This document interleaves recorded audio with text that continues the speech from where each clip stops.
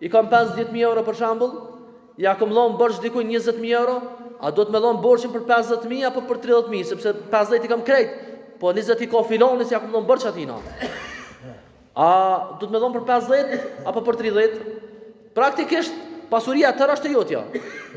Dhe ti s'ja ke fal atina, se nëse ja ke fal, në rregull, ti jam për 30. Mirë, po ti gjithë thua që e pasuria jamja. Dhe ai e pranon që portën tua dhe kam i kthy.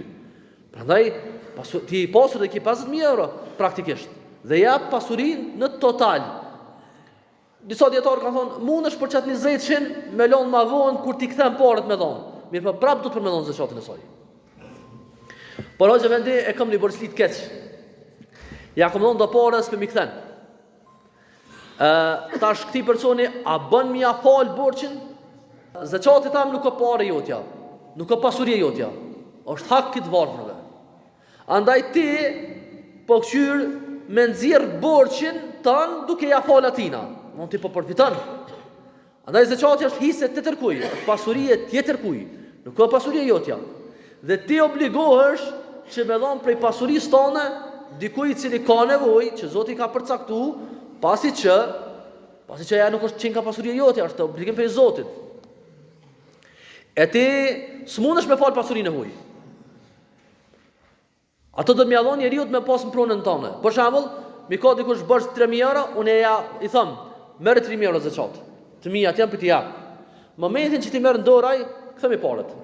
Se këtu janë parët mia. Ja, po e ke gjetë mundësinë për me kthy parët. Po pa ja dhon nuk bën. Sepse ajo është parë zakatit që ti ke obligim me dhon pa interes.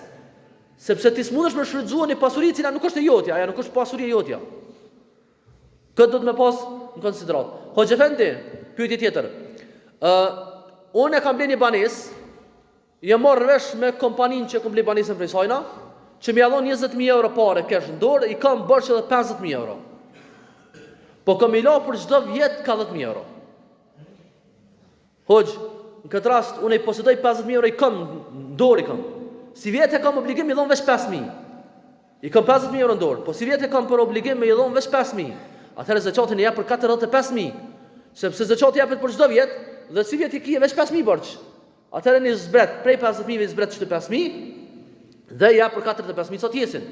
E vitin e ardhshëm, për shembull, i kije 10.000 euro krejt, i jap 10.000 euro, s'ti asnjë për obligim, s'ki obligim me zakat, sepse se ki vlerën apo nuk trajtohesh i pasur fetarisht.